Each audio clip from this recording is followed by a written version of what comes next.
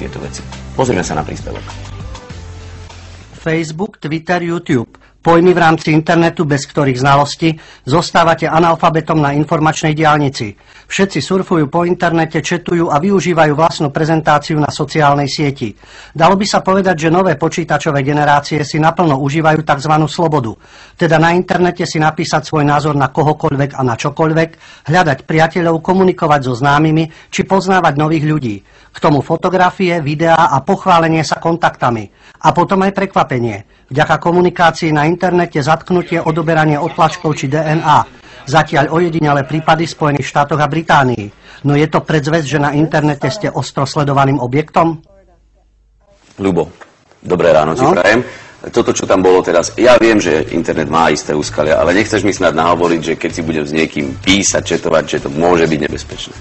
Ak sa tam budeš baviť o tom, že tvojmu dieťaťu rastú zubky, alebo si bol s kamarátmi na lyžovačke, pochopiteľne, že to je bezpredmetné. Ale poviem ti konkrétne príklady. Tentokrát z Británie, takéto prípady sa stali aj v Spojených štátoch, ale teraz je to v Británii. 26-ročný Chambers, ktorý mal letieť lietadlom do Írska, zistil, že bude let meškať a tak na Twitteri, to je tá miniblogovacia sociálna sieť, napísal, že to letisko vyhodí do vzduchu. Prišli za ním policajti, zabavili mu počítač, hodiny ho vypočúvali, dostal zákaz vstupu do konca života na to letisko, pričom on sa nevyhražal konkrétne tomuto letisku, ale ako tak človek z nejakej recesie alebo čo použije tvrdšie slova. Ale horší prípad, ktorý sa týka určitých názorov alebo postojov. 45-ročný majiteľ počítačovej firmy, takisto v Anglicku.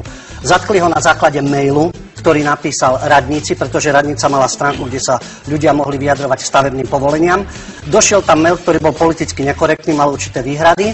Prišla za ním polícia, takisto zabavila mu domáci počítač, laptop, zobrali mu odtlačky, DNA, uložili do databázy, potom ho prepustili, v podstate ho z ničoho neobvinili, zistili, že ten mail poslal zamestnanec jeho firmy, tomu takisto všetko zabavili, odobrali DNA odtlačky, neobvinili ani jedného, ani druhého, pustili na slobodu a zostávajú v databáze, ako keby boli zločincami. Len na základe určitého mailu. Začínam nad tým špekulovať, že ako sa toto technicky dá, lebo pousmievam sa, vieš, že kedysi ľudia hovorili, že mňa asi odpočúvajú, lebo mi pípa v telefóne, čo je technicky veľmi problematické a vyhodnocovanie potom toho odpočúvania. Ale už také maily, to už je jednoduchšie troška, predsa len keď to napíšeš klávesnicou. Na druhej strane si ale kladiem otázku, a kto by o to mal záujem? Sú konkrétne projekty ako projekt INDECT, na ktorom pracujú akademici, vedci a spolupracujú s bezpečnostnými službami, tajnými službami. Napríklad tento projekt INDECT, ktorý umožňuje priradiť ľudskú tvár k miliarde mailov, SMS-iek, správ na blogoch, na sociálnej sieti a zdokumentovať človeka, organizácie, vzťahy. Konkrétne prípady. New Scientist, časopis, ktorý uviedol informáciu, že od roku 2006 Národná bezpečnostná agentúra, to je americká tajná služba, vedľa ktorej je CIA malý trpaslík, tak táto služba financuje výskum zberu informácií, ktoré dávajú ľudia sami o sebe na sociálnej sieti. To je ako Twitter alebo Facebook, kde pomaly každý, kto tam nie je, neexistuje a podobne. No, že by som neexistoval, aha. A existuješ.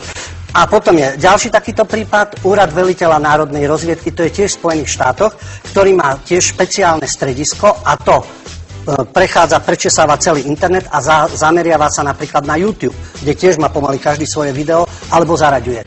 Alebo si zaraďuje svoje video. Pri tom všetkom, čo si povedal, mi z toho ale vychádza, keďže tých ľudí teda prečistili ich, ale neobvinili, že v podstate to môže mať aj svoje pozitívne stránky, lebo môže sa týmto spôsobom predísť nejakému veľkému nešťastiu, či nie? Oficiálne sa v týchto projektoch a v tomto ukladaní dát bez vedomia týchto ľudí rôznymi službami a agentúrami tvrdí, že sú to opatrenia pre zvýšenie bezpečnosti. Je to hlavne zamerané na chuligánstvo, vandalizmus, terorizmus. To sú tie známe veci okolo Al-Kaidy, alebo z praktického života si môžeme povedať, keď si chuligáni futbaloví posielajú SMS-ky, kde sa pobijú a tak ďalej. Čiže toto je oficiálna verzia, ale zaujímavé je, že to má odvrátenú tvár. Sledujú sa SMS-ky, maily ľudí, ktorí sa napríklad aktivizujú ekologicky. Napríklad Obamov poradca Cass Sunstein, ktorý je profesorom na Harvarde, navrhuje, aby americké tajné služby sa infiltrovali na internet do blogov a eliminovali ľudí, ktorí spochybňujú oficiálne teórie a napríklad už nielen veci ako 11. september alebo atentát na Kennedyho, ale napríklad globálne otepľovanie, že to nie je tak, ako sa oficiálne zdôvodňuje. Čiže prekážať už môžu aj občianski aktivisti, ekológovia, jednoducho každý, kto odmieta oficiálne alebo vládne verzie. Takže to je tá dvojsečná zbraň. Ľubo, ďakujem, mám pre teba dve správy. Jedna je, že nás tlačí čas a druhá, že prehrávame 3-1.